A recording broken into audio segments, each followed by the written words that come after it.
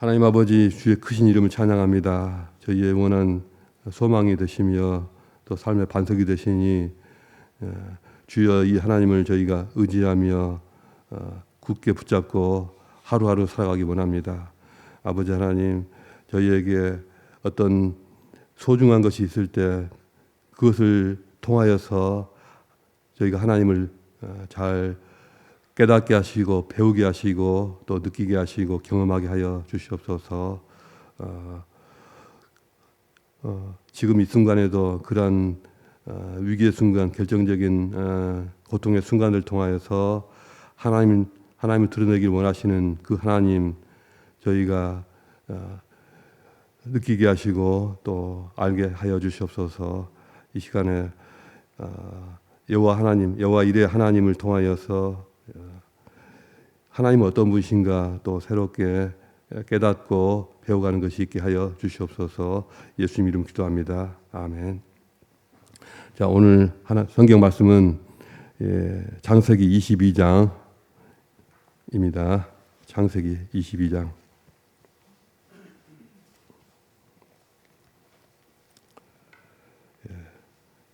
요한복음이 다 끝나고 창세기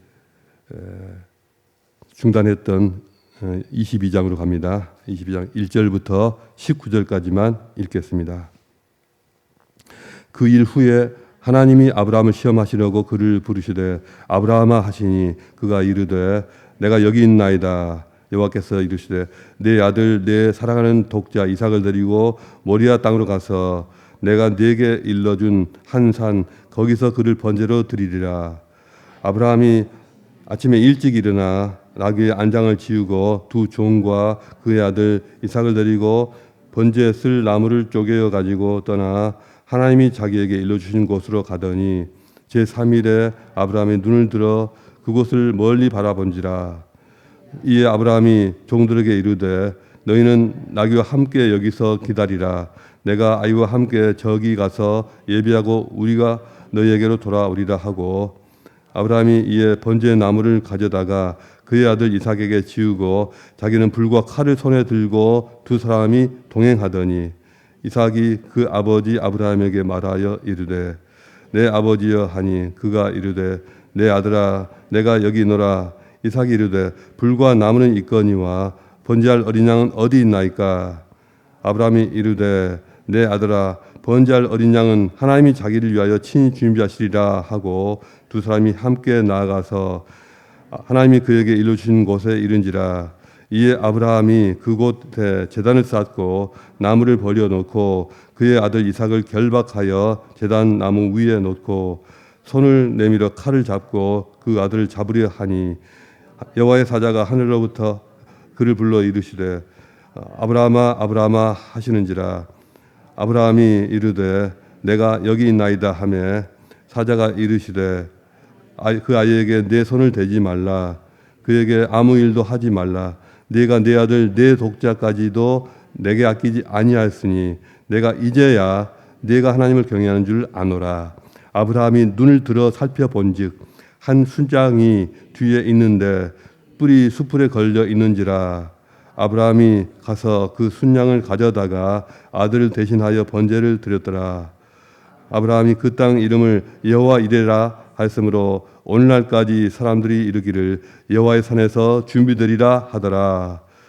여호와의 사자가 하늘에서부터 두 번째 아브라함을 불러 이르시되 여호와께서 이르시기를 내가 나를 가리켜 맹세하노니 네가 이같이 행하여 네 아들 네 독자도 아끼지 아니하였은즉 내가 네게 큰 복을 주고 네 씨가 크게 번성하여 하늘의 별과 같고 바닷가의 모래와 같게 하리니 네 씨가 그 대적의 성문을 차지하리라. 또 네 씨로 말미암아 천하 만민이 복을 받으리니 이는 네가 나의 말을 준행하였음이라 하셨다 하니라. 이에 아브라함이 그의 종들에게로 돌아가서 함께 떠나 브엘세바에 이르러 거기 거주하였더라. 아멘. 오늘 나눌 말씀의 제목은 산 위에서 비로소 보이는 것들입니다. 모리아 산 위에서 이 장면은 신앙인이라면 누구나 다 아는 내용일 것입니다. 우리가 이미 결말을 다 알고 있고요. 이 결말을 알고 있는 것이 오히려 문제입니다. 그 결말을 알기에 오히려 그 과정의 어려움, 그 과정이 어땠을까 하는 것을 깊이 생각하지 않을 수가 있습니다. 14절을 보면 이런 말씀이 있습니다. 아브라함이 그 땅 이름을 여호와 이레라 하였으므로 오늘날까지 사람들이 이르기를 여호와의 산에서 준비되리라 하더라. 오늘은 이 구절을 중심으로 같이 생각해 보겠습니다. 여기서 핵심 단어는 산에서 준비되리라. 산에서 준비되리라인데요. 평지가 아니라 산에서 준비되리라. 산은 산이로되 그냥 산이 아니라 여호와의 산에서 준비되리라입니다. 하나님은 왜 하필 이 산 위에서 당신을 드러내시려고 하실까요? 아브라함은 브엘세바의 평지에서 평화로운 나날을 보내고 있었습니다. 아들 이삭은 무럭무럭 잘 자라고 있었고 하갈과 이스마엘의 문제도 너무나도 이 가슴 아픈 이 문제도 잘 해결되어서 이제 그 상처가 아물고 있습니다. 또 아비멜렉을 비롯한 이웃 족장들과의 관계도 안정되었습니다. 더 이상 큰 문제는 이제 없는 것 같습니다. 만약 신앙에도 정년퇴직이 있다면 이때 아브라함이야말로 이제는 신앙의 졸업장을 충분히 받고도 남을 그런 시기가 되었습니다. 그런데 하나님은 바로 이 안정된 삶의 한 가운데서 아브라함을 다시 부르십니다. 내 아들, 내 독자, 내가 사랑하는 이삭을 데리고 모리아 땅으로 가서 번제를 드리라. 물론 이 명령에서 가장 무서운 것은 번제를 드리라는 이 구절이지만 그 앞에 붙은 세 개의 수식어를 우리는 주목해 봐야 합니다. 지금 하나님께서 아브라함에게 요구하는 것이 무엇인가? 내 아들, 내가 사랑하는 내 독자, 내가 사랑하는 이삭. 아브라함에게 요구하시는 것이 아브라함이 가장 사랑하는 것, 아브라함에게 있어서 가장 중요한 그것입니다. 여기서 우리는 하나님의 방식을 한 가지 알게 됩니다. 하나님은 우리에게 가장 소중한 어떤 것을 가지고 쥐고 흔드시고 그것을 가지고 우리를 부르신다는 것입니다. 그렇게 하실 때가 많습니다.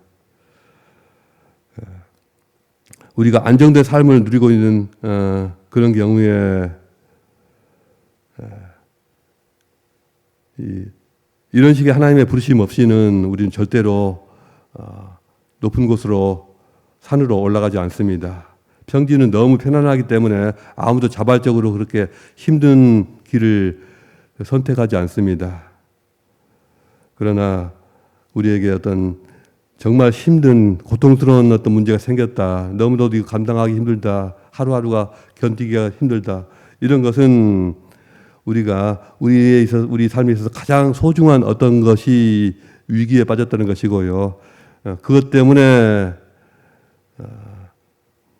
견디기가 어렵다는 것입니다.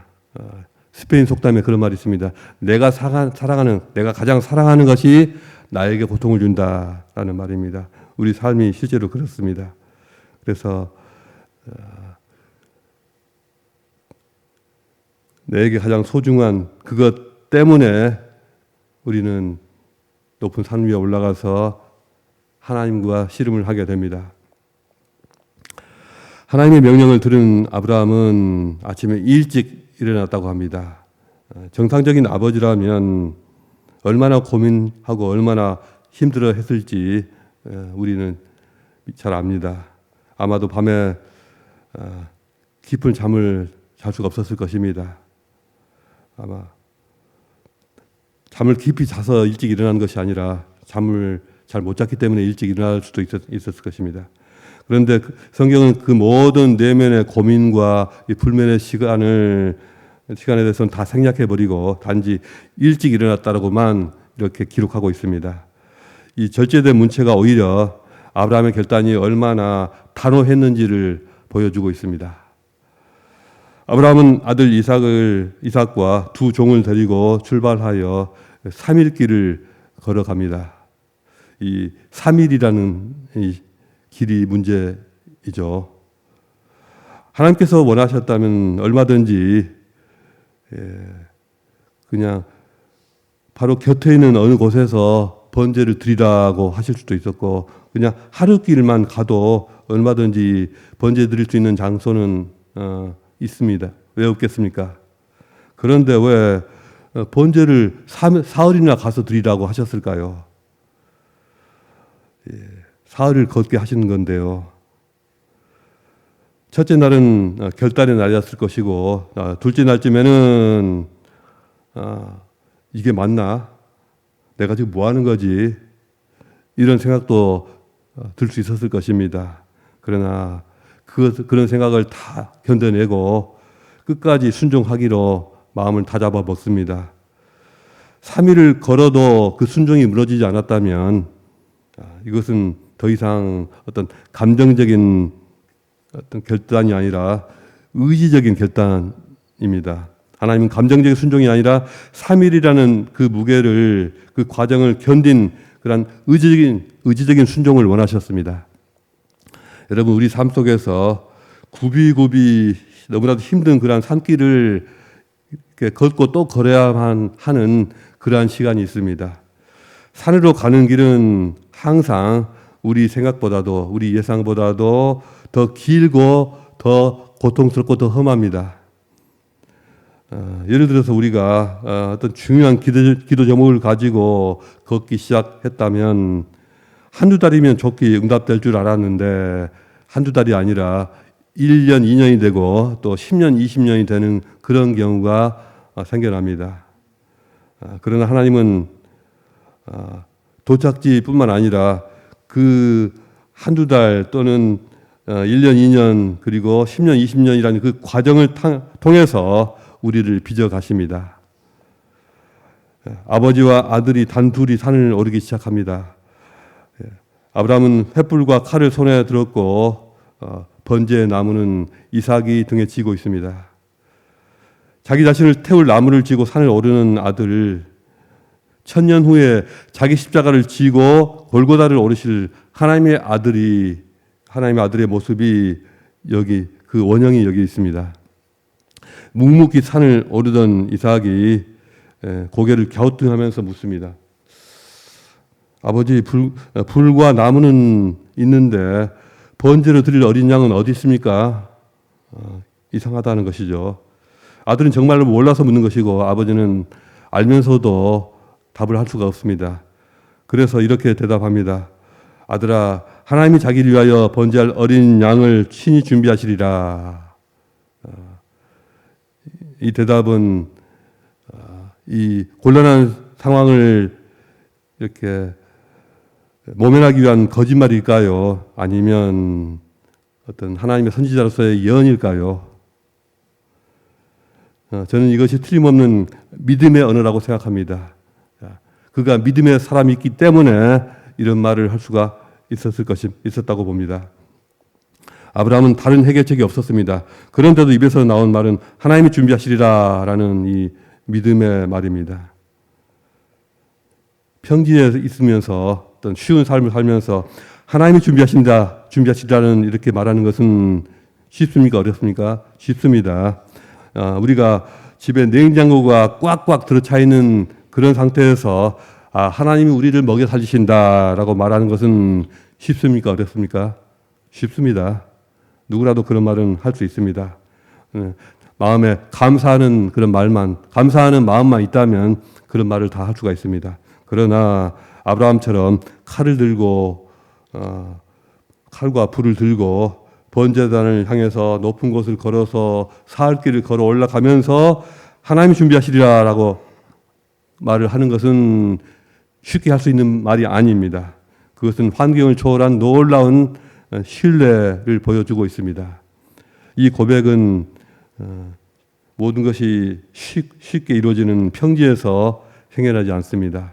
오직 산에서만 생겨나고 또 산에서만 그 진가가 드러나는 그런 고백입니다. 가파르고 힘겨운 신앙의 여정 속에서만 그런 신앙을 우리는 배울 수가 있습니다. 아브라함이 번제단을 쌓고 나무를 다 벌려놓고 이삭을 결박해서 단 위에 올려놓았습니다. 아브라함이 손을 내밀어 칼을 잡았습니다. 바로 그때 하늘에서 음성이 들립니다. 아브라함아, 아브라함아. 이름을 2번 부르십니다. 성경에서 이름이 2번 불리는 것은 아주 긴급할 때고 또 너무나도 친밀할 때 이렇게 2번 부릅니다. 자, 지금 이 경우는 어떤 경우일까요? 2가지가 다 해당되지 않을까 싶습니다. 너무 긴급하기 때문이고 또 치밀하기 때문에 그렇게 부르신 것입니다. 그 아이에게 내 손을 대지 말라. 네가 내 아들 내 독자까지도 내게 아끼지 아니하였으니 내가 이제야 네가 하나님을 경외하는 줄 아노라. 이렇게 말씀하고 계십니다. 여기서 주목할 표현은 이제야라는 말입니다. 모든 것을 다 아시는 하나님이 아브라함의 마음을, 그 믿음이 어떠한지를 모르셨을 리가 없습니다. 그러나 하나님은 그 아브라함의 믿음이, 마음속에 숨겨져 있는 믿음이 행동으로 드러나는 바로 그 순간을 기다리셨습니다. 하나님께서는 산 꼭대기에서 그의 믿음으로 드러난, 그의 행위로 다 드러난 그의 믿음을 보시고 비로소 기뻐하셨습니다. 아브라함이 눈을 들어 뒤를 보니 뒤에 한 순양이 수풀에 걸려 있었습니다. 뿔이 수풀에 걸려 있어가지고 버둥거리고 있었습니다. 아브라함이 그 순양을 가지고 간 칼로 이삭 이렇게 잘라서 이삭 대신 번제로 드리고 그 땅의 이름을 여호와 이레라고 불렀습니다. 아마 그 자리에서 여호와 이레라는 그 고백이 나왔을 수도 있고요. 또 돌아오는 자리에서 곰곰 생각해 보니 여호와 이레 하나님이 아닌가 이렇게 생각하면서 불렀을 수도 있습니다. 여기서 짚고 넘어가야 할 것이 있습니다. 여호와 이레라는 말을 우리는 여호와께서 준비하신다라는 말로 우리는 알고 있습니다. 그 말이 틀렸다는 것은 아닙니다. 히브리어 이레라는 말이 히브리어인데요. 히브리어 이레라는 말의 1차적인 의미는 준비하신다는 뜻보다도 먼저 눈으로 보다라는 뜻이 있다고 합니다. 그래서 여호와 이레라는 것은 여호와께서 준비하신다도 되지만 여호와께서 보신다라는 뜻도 있다는 것입니다. 여호와께서 준비하신다로 해석한다면 우리는 하나님을 공급자로 보게 되지만 여호와께서 보신다로 해석할 때 우리는 하나님을 눈으로 보시는 어떤 목격자 또 관찰자로 보십니다. 하나님은 감찰하시는 하나님이란 것이죠. 하나님은 아브라함의 무엇을 보셨을까요? 아브라함의 3일길의 무게를, 그 어려움을 다 보셨고 이삭의 질문 앞에서 마음이 무너져 내리는 아브라함의 마음을 다 보셨고 또 그 모리아 산 이 번제단 앞에서 칼을 드는 그 떨리는 손을 다 보셨습니다. 이 모든 것을 다 보시면서 준비를 하신 것입니다. 보는 것이 준비하는 것보다 먼저일 것입니다. 그러니 여호와의 산에서 준비되리라는 말보다 우선적으로 여호와의 산에서 보게 되리라 이런 의미로 또 해석해야 됩니다. 여호와의 산에서 하나님께서 보신다. 무엇을 보신다 하는 것일까요? 하나님께서 우리의 진정한 믿음이 어떤 것인가, 또 우리가 하나님을 얼마만큼 신뢰하신다, 그것을 보신다는 것입니다. 그 증거를 여호와의 산에서 우리는 나타내야 하는 것입니다. 그리고 또 한편으로는 우리도 전혀 알지 못했던 새로운 차원의 새로운 지평에서 하나님의 모습을 보게 됩니다.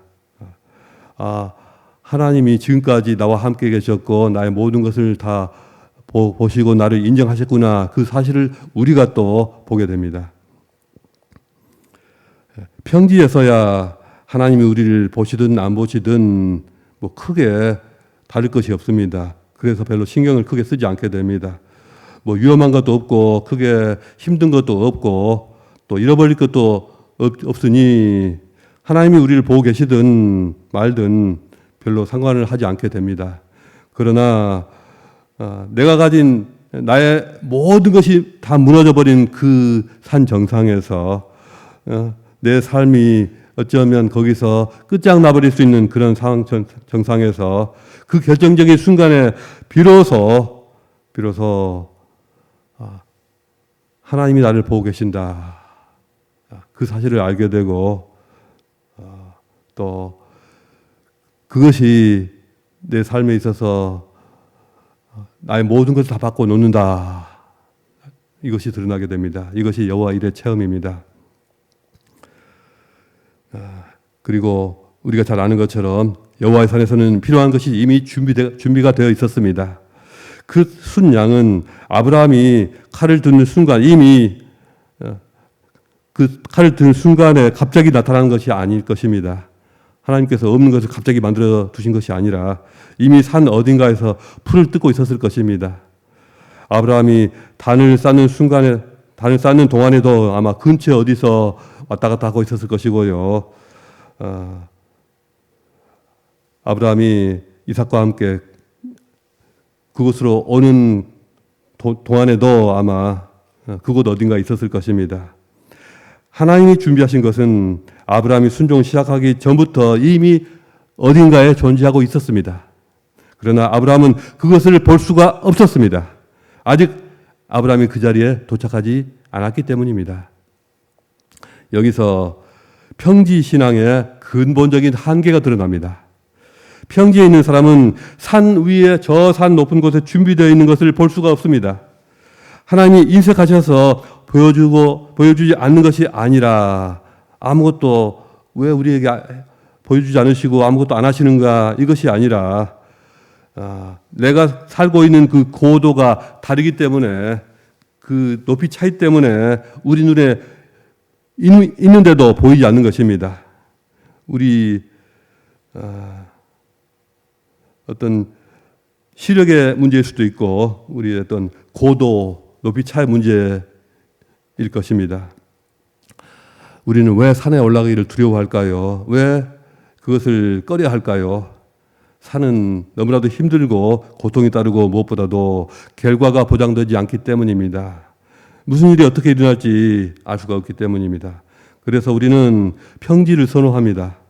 평지에서 드리는 쉬운 예배, 또 쉬운 방식의 헌신, 그리고 쉽게 살아가는 그러한 삶, 이렇게 평지에서 신앙은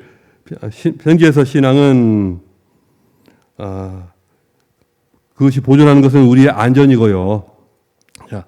평지에서 신앙이 잃어버리는 것은 여호와 일의 처음, 그것을 잃어버리게 됩니다. 아브라함이 만약 하나님의 명령에 따르지 못했다면 그것만큼 못하겠어요. 이건 도저히 이해가 안 돼요. 저는 이것만큼은 안 돼요. 이럴 수도 있지 않습니까? 그랬다면은 그래도 그는 믿음의 사람일 수는 있었을 것입니다. 그러나 그의 신앙 사전에 여호와 이레라는 단어는 영원히 기록되지 않았을 것입니다. 그리고 이후 수천 년간 여호와 이레라고 하는 이 고백으로 놀라운 신앙의 진보를 이루거나 큰 영감을 얻거나 위로를 받을 사람들이 생겨나지 않았을 것입니다. 산 위에서 하나님은 아브라함에게 이런 맹세까지 하십니다. 내가 나를 가리켜 맹세하노라. 약속한다는 것은 내가 뭔가를 하겠다는 것이고요. 맹세한다는 것은 내 존재를 걸고 그걸 하겠다는 것입니다. 아브라함이 가장 소중한 것을, 가장 그의 전부라고 할 수 있는 그것을 바친 그 수준에서, 그 높이에서 하나님은 자기 자신을 담보로 거시는 그런 놀라운 모습을 보여주셨습니다. 우리가 아무것도 걸지 않은 그런 것에서 내 자신을, 내 가장 소중한 것을